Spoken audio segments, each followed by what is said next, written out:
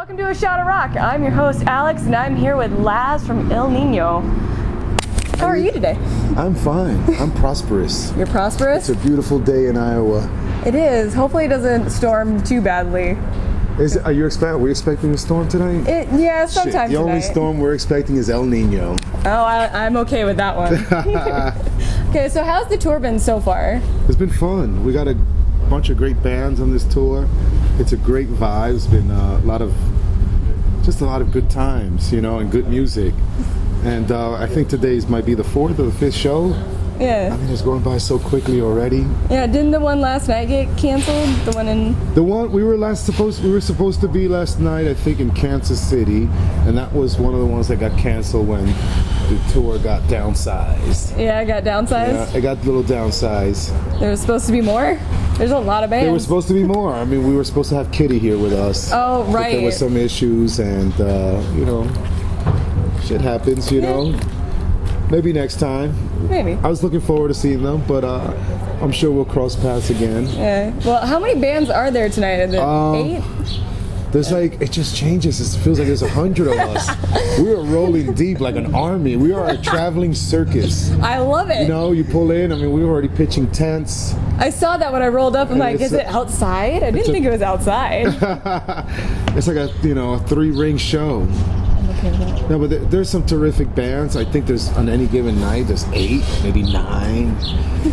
So get your money's worth. That's for sure. Because they're all kick-ass bands too. Yeah. It's been a while since we've toured with so many quality bands on one bill, and to have that many that are so awesome, it's pretty exciting because some of these bands are going to get big at some point, bigger, and maybe they'll take us out.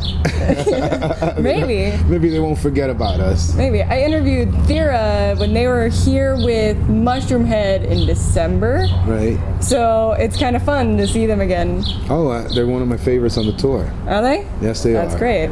Motor Grader is kicking ass. Great Line Stitch.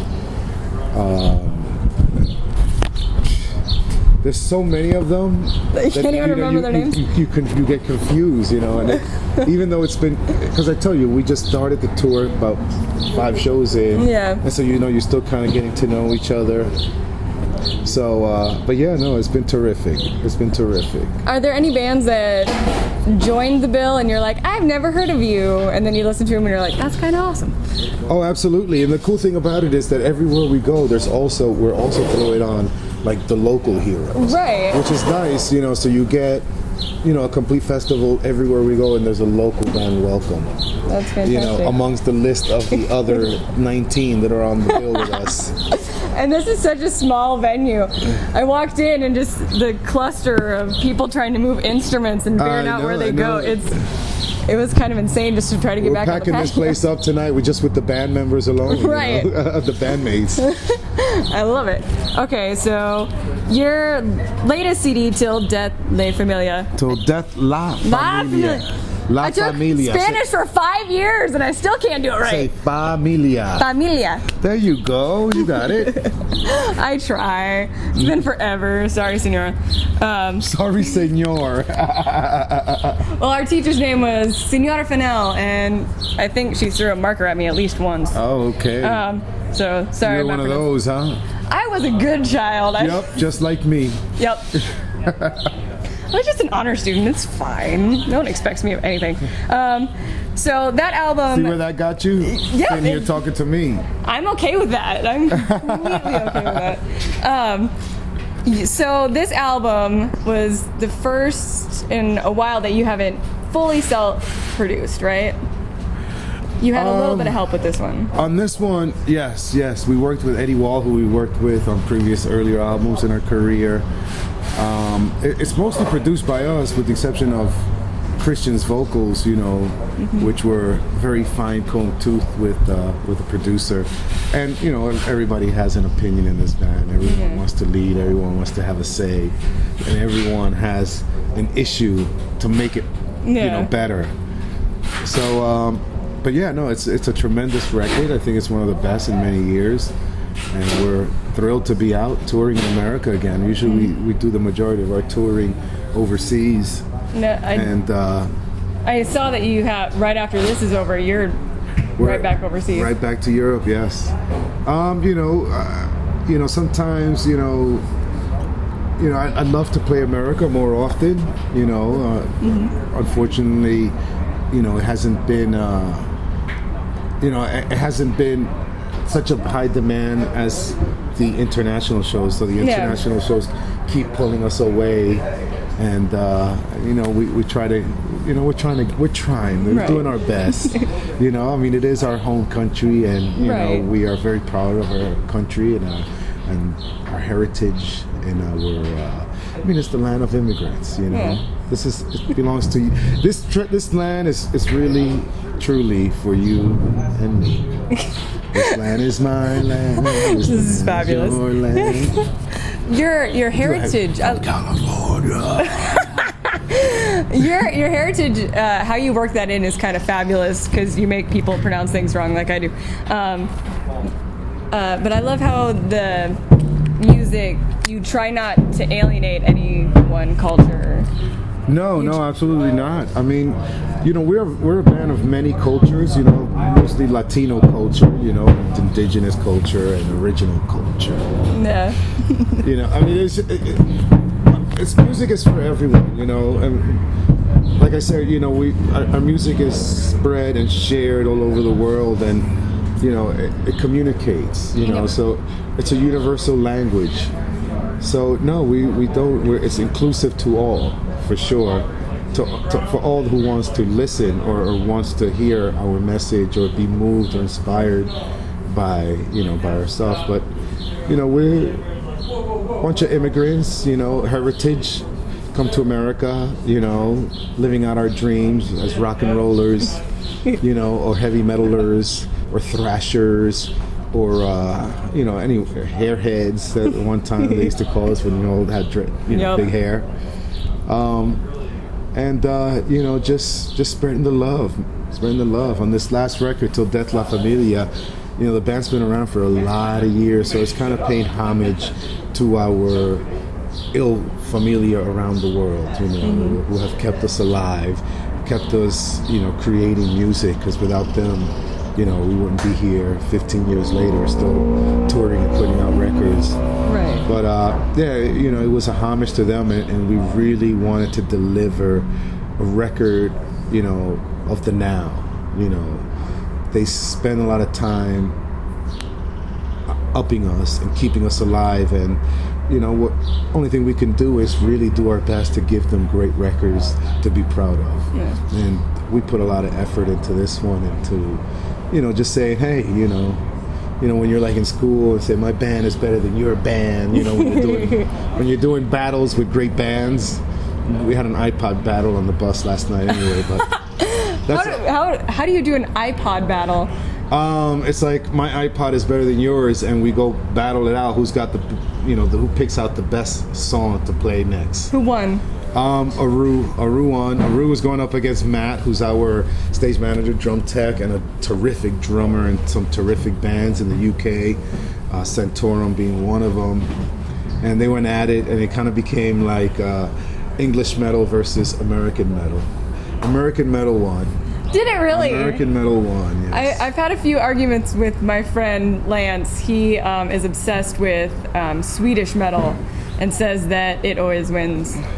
Well, we haven't decided who's right yet. Listen, we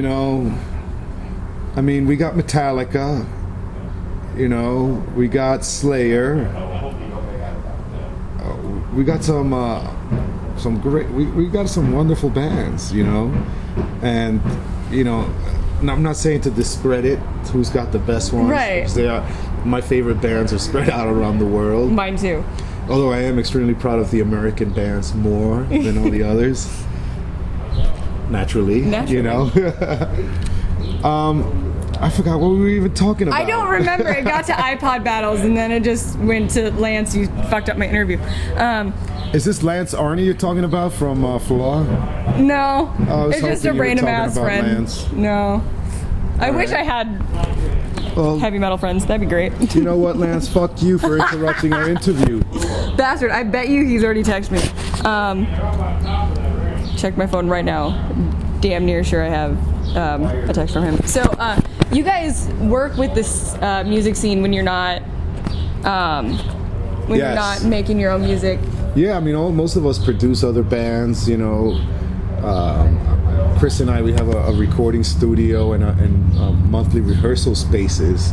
So I'm around, 11 rooms going simultaneously with bands, and it's, believe it or not, music to my ears. Really? Yeah, I mean, I love this, when I hear creation in motion, and you're responsible for providing that space, it gives me a great feeling inside.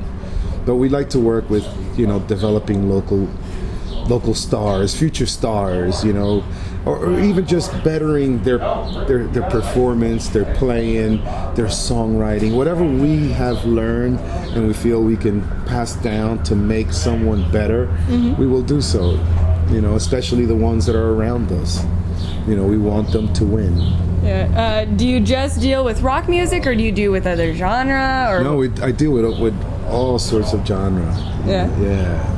I mean, it go from electronic to hardcore to even real dirty hip hop. We do it all. Was that kind of weird the first time you worked with someone who's doing hip hop, where you're like, no, not at all, because I'm from New York, so it was in my soundtrack of life. Not often in the greatest of situations, when you're walking around the hood, and you know that you should be fearing for your life, but especially when you hear these songs that represent some kind of toughness, that you gotta walk a certain way to survive.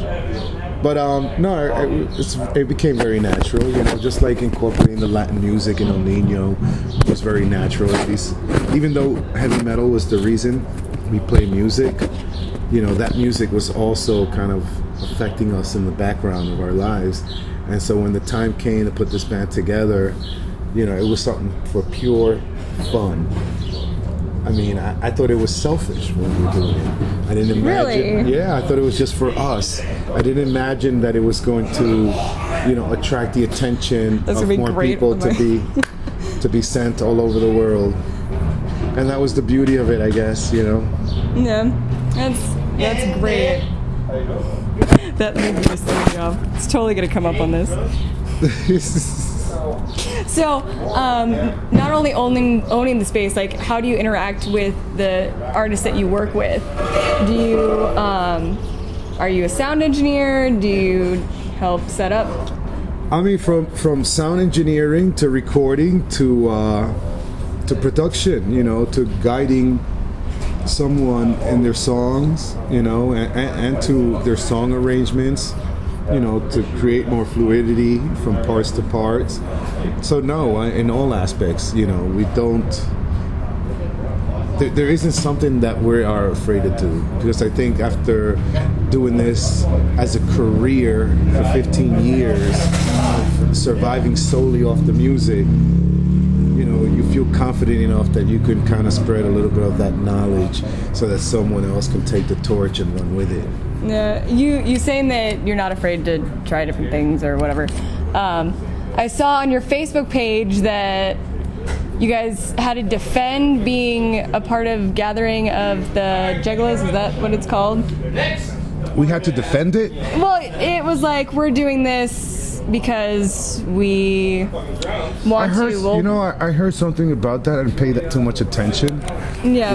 I mean, listen, I don't know what people are talking. We keep it real, Yeah.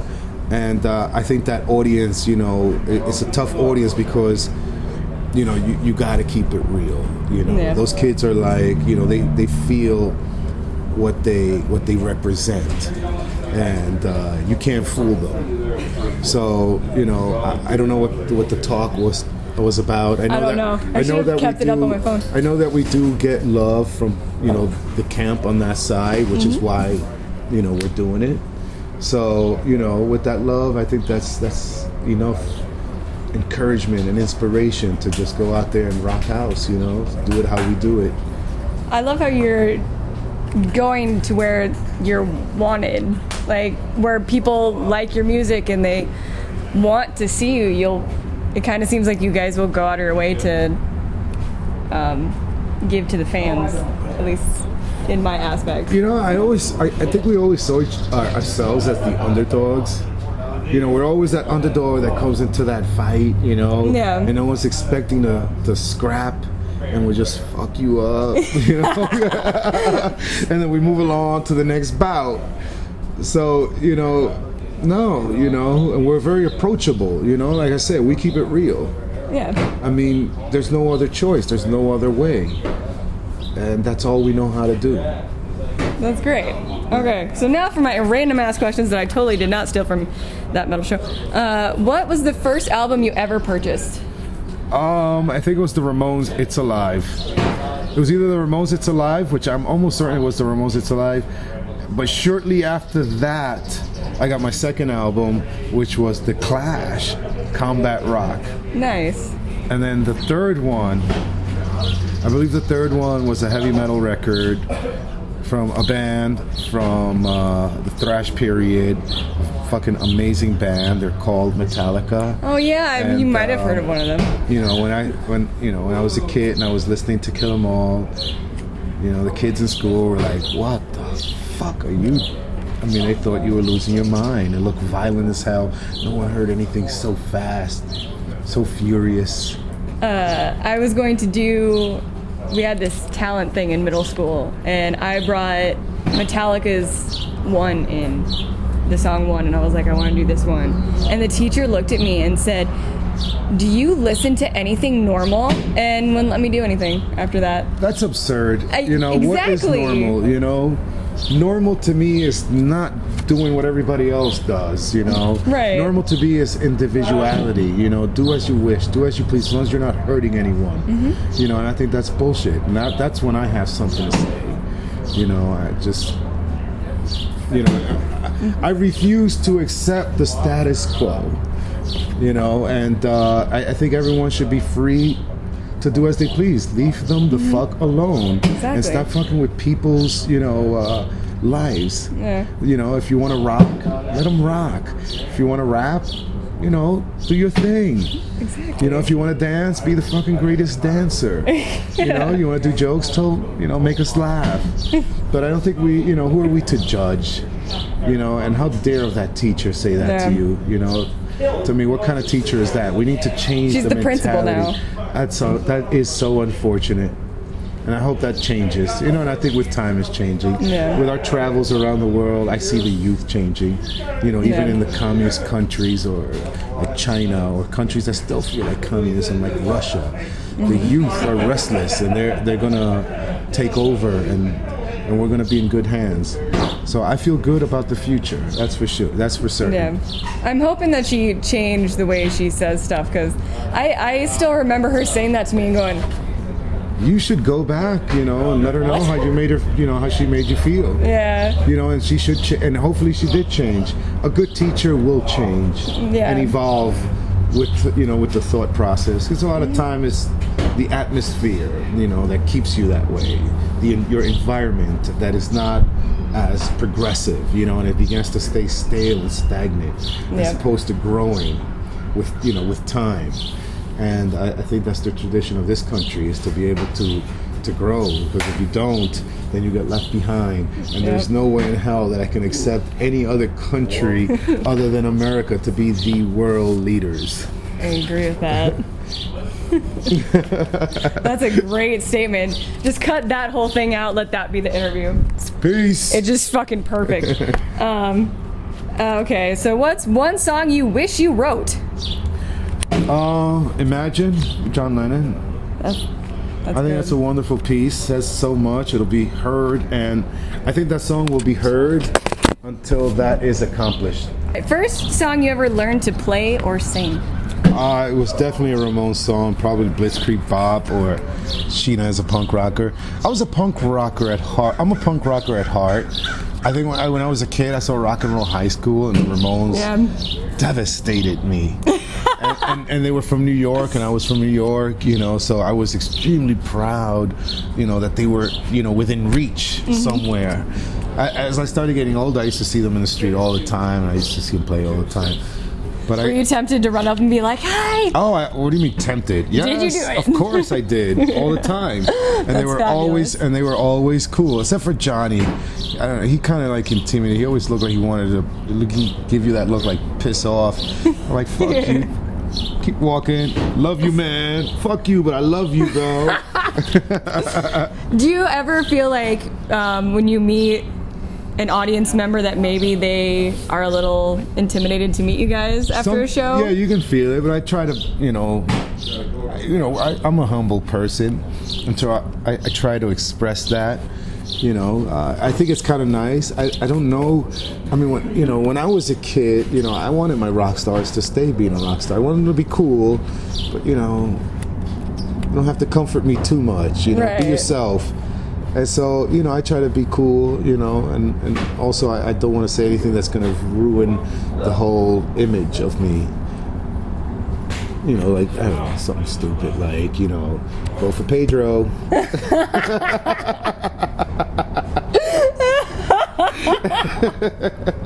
Oh my God. Next time you guys are back, I'm going to have a vote for Pedro shirt for you, Nice. just so you know. Okay. Just because you said that. What is your number one vice? Or your one vice? My one vice? Mm-hmm. This could be a good vice, right? Yeah, it could be good. I don't want it to be a bad vice. Doesn't matter. Music is definitely my number one vice. I cannot live without music. And I think a lot of people will be able to relate to that. Whether you play it or you're just listening, music needs to be in my life all the time. Yep.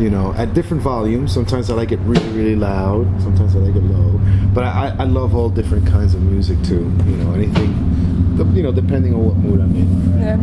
I'm not always in an aggressive dancing mood. Sometimes I just want to chill. Yeah. Sometimes I just want to fight. And I don't do that no more. But got to get it out in the song. The song, sometimes you need a good fight in the song. Yeah. It definitely helps you, like, you know how it is, you get out of work and your boss is pissed the hell off, and you get in that car and you get your revenge, and you fucking impale them. Yep. Weirdest rumor you've ever heard about yourself?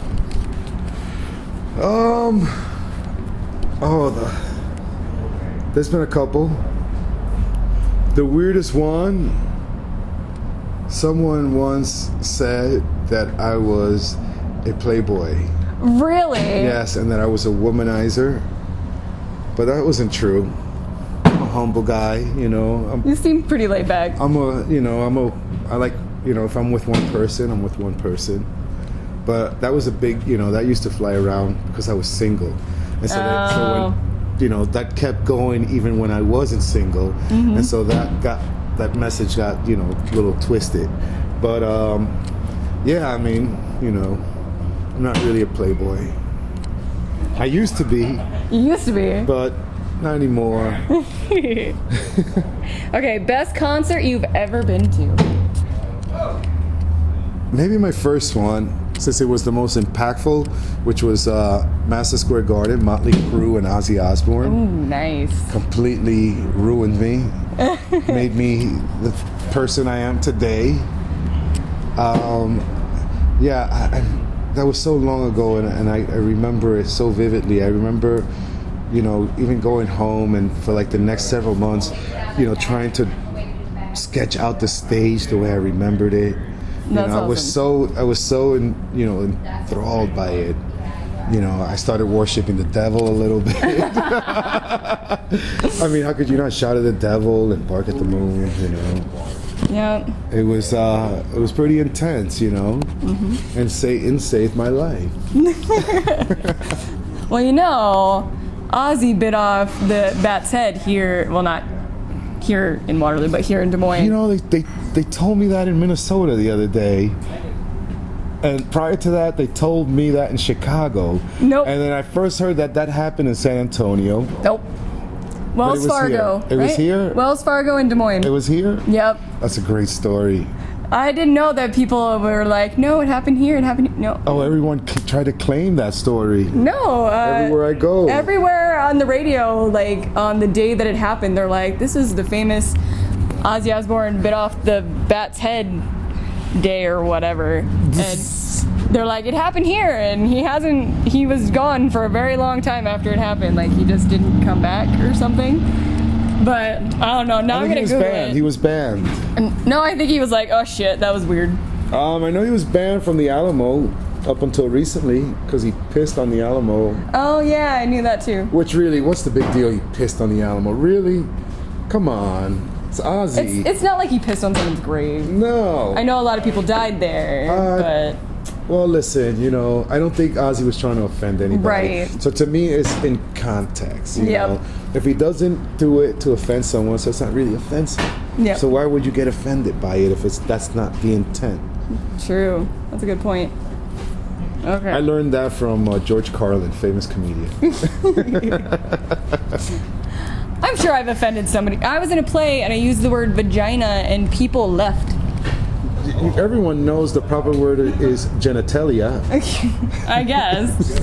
And I said it like 4 times and they just kept getting more and more. You ever watched the Vagina Monologues? No, I haven't. Oh, you're missing out. I'm a theater major and I never watched it. That's terrible. Shameful. Just terrible. Well, you just haven't got to it yet. Right, there you go. I've been spending too much time at concerts. And talking to me. Yep. She's been speaking to me for about an hour and a half now. Like 28 minutes and 20 seconds. Weirdest thing you've ever been asked to sign? Prosthetic legs. Plural. Prosthetic parts. Weirdest things to sign? I've signed...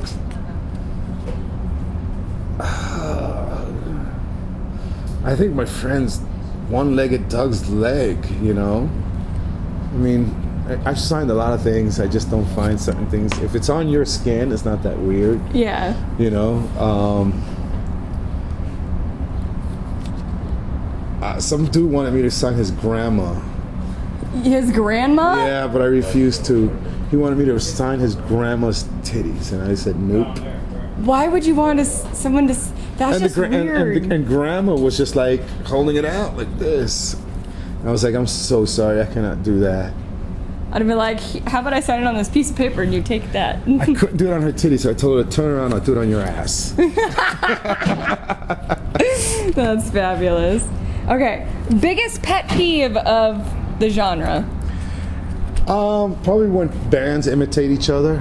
I think that drives me insane when I hear so many imitation bands. Mm-hmm. It's like, come on, man, get your own original, get your own music, get your own sound. That's the beauty of it. Or, you know, just be a cover band and don't front like you created it, you know. Mm-hmm. Recognize, you know, the originators. And I like the originators, man. I like when people are original. Mm-hmm. I strive to be, you know, and I it's okay to be influenced and use inspiration, but when you're ripping bands off, I think it's shameful. Yeah. And shameless.